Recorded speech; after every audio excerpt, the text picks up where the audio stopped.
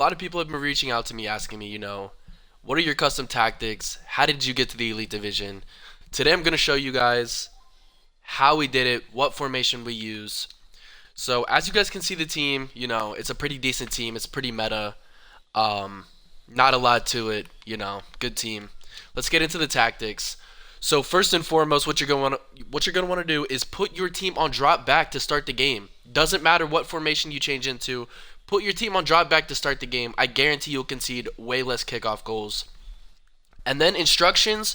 This is just, a side tip. This isn't my main instruction. This is just what we start the game in.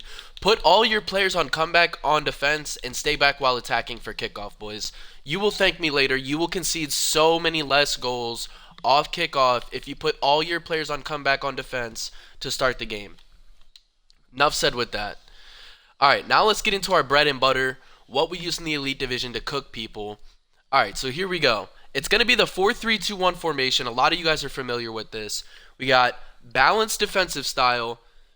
Balance is just the best. If you're trying to play elite tier players, you need the longevity in the game. If you just press, people are going to find the spaces, they're going to find the gaps, and they're going to expose you. Just use balance. We're sticking with 50. This is pretty generic. The 4-3-2-1, see, it defends in a 4-4-2. You guys will see that in the instructions. But essentially, I use 50 because, you can put this down to 45 or 40 depending on your playstyle if you like to defend very narrow. But when you get to the elite tier divisions in this game, a lot of people, there's going to be some variety. Some people will use 4-4-2. They'll play very wide, run down the byline, cut back. You guys already know how that goes.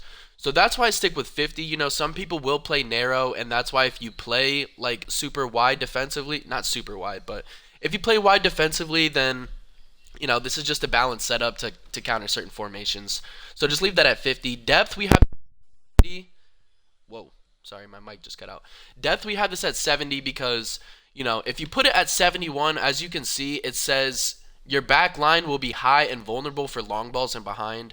So we want this as high as we possibly can without being vulnerable to those long balls in behind. So with the 70 depth, we can manually offsides trap. So if we want to offsides trap, we will override the game. The game will not continuously offsides trap your opponent, which is a good thing because you can get caught out by that sometimes, and you're vulnerable to those balls in behind. So keep that at 70 for the manual offside traps. If you don't know how to offside trap, it's just down on the D-pad. Build up play, balanced. Keep this balanced. Long ball is a very viable option this year. I'm not gonna lie, long ball is a good option, but definitely keep this on balanced because you essentially what this does is you control your build-up play. You can send players on runs. You can call people short. There's a lot of variety you can do with just balanced build-up play. But hear me out when I say long ball is good. If you are struggling in a game to trigger runs forward and get people in behind, use long ball. Long ball is good, but keep that on balance to start the game. Chance creation, everyone knows direct passing is the bread and butter this year. It's been the bread and butter for the last, 2-3 years. Stick with direct passing, boys. This essentially what it does is say you have a forward, he will make a run in between a fullback and a center back and confuse the defensive AI. That's what the direct passing essentially does. They're running forwards and backwards to confuse that defensive AI, finding gaps in between fullbacks, center backs, in etc. Offensive width, we got this on 30. We got this very narrow, boys. I don't know why, but I am just a fan of the narrow attack this year. It's not so much that you're attacking down the middle, it's that you want your players close together in this formation for those extra pass combinations. That's what you're looking for in this 4-3-2-1. Players in the box, you want to go with 6. I see a lot of people say 7, but 7 I feel like is just too overwhelming. There's too many players in the box. If you get 7 players forward, that means that, your front 3, your middle 3, and then one of your fullbacks is kind of going in the box too, and that can sometimes, you can just variably control your fullback if you want him to go forward or not. Corners and free kicks, I just leave this 2-2. And let's get into the instructions. So you can kind of see what kind of players I have here. We got Salah on the left. Most people are going to play him on the right if you have that player of the month card because, his finesse shots are just broken. All right, so striker, stay central. I have Road to the Knockout Lewandowski. He's a great card. He's not so much a get in behind player. If you do have a get in behind player, feel free to throw this on get in behind, you know.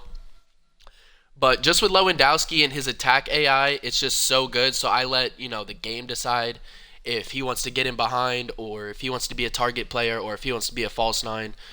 He's got really good attack AI, so it kind of determines that for itself. If you do want to trigger him on a run, obviously you just L1, send him on a run. Um, your left forward is going to be on stay central and come back on defense. So like I was saying, this does defend in a 4-4-2 and it will attack in a 4-3-2-1. So we have Salah. I like to attack through my left side. Okay, so you can choose for yourself if you like to attack through your left side or through your right side. One of these players is going to be on stay back and they're just going to be a traditional right back. One of these players is going to get forward and overlap to create that 2v1 on the sideline. So I attack better through my left, so I keep my left back on stay back, or I keep my left back on balance and overlap, and I keep my right back on stay back. If you like to attack through the right, then just do exactly what I'm doing, but just flip it, You'll see what I'm talking about. So I'm going to have my left forward come back and stay central. Because what Salah is going to do is he's going to be right next to Modric when we're defending, and then Lewandowski's going to shift over a little bit to the left, and Rashford's going to shift over a little bit to the left, and it's going to defend in 4-4-2. So that's what we're looking for in this formation. That's why it's so good, and that's why this is one of the most meta formations on the game this year, because you can get so many numbers up in the attack and create like 2v1 chances, but you can also defend in 4-4-2 and keep it, keep a good defensive shape.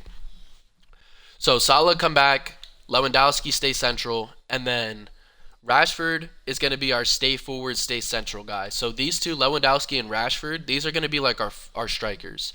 And then Salah's going to play more of like a left mid. If I had the player of the month version, I would be playing him here where Rashford is for the finesse shots and just keeping him forward and just spamming those. But I just have the Trailblazer version. We're just going to make do with that. Then Rodrigo, he's going to be like our right mid, kind of right wing-ish player. He's going to make runs forward, kind of in between, like in behind Rashford and Lewandowski. So he's going to like bridge that gap in between those two, and he's going to provide attacking support going through. So just keep him on completely balanced. He's going to cover wing. Bellingham is going to be our destroyer player. He's going to be the player that is just always looking to win the ball back, distribute in the midfield, and just absolutely wreak havoc on people. So Modric and Bellingham, we're going to keep both of them on stay back while attacking and cover center. Basha, like I said, she is phenomenal going forward. Everyone by now knows this card. Everyone knows what this card is about with the whipped pass, getting forward. She's left-footed. Those crosses are so unbelievably good. So that's why I use Basha specifically on balanced attack and overlap. Center backs, we're not going to touch them. We're just going to keep them on default. And then our Llorente is just going to be on stay back while attacking. He's going to be very traditional right back, just looking to win the ball in defense. And then Schmeichel is going to be on comes for crosses and sweeper keeper. Those are the instructions, boys. Like I said, it's going to defend in a 4-4-2 and you're going to attack in 4-3-2-1. I kind of showed you what players you want in those specific positions. I'll give you another, like a little inside tip. Where Rodrigo is, you kind of want that player to be like high or medium high. And then where Salah is, or whoever your comeback on defense winger is, you kind of want them to be medium high or high as well, because they're going to have to defend just a little bit, So those are the kinds of players you want in those formation, or in this formation. 4-3-2-1 is definitely one of the best formations this year, and you guys can clearly see why. A lot of attacking options going forward. Defends really well in that 4-4-2. If you guys do like this formation, or if it does help you out, feel free to drop a like. Let me know if you guys like this kind of content. I can give you guys more formations. The game is very one-dimensional this year, but I do have a couple other formations that I kind of go to when this one isn't working, but this one's the main the main bread and butter for this year. But like I said, drop a like. Let me know what you guys think about the tactics. Let me know how you guys get along. Peace out. See you later.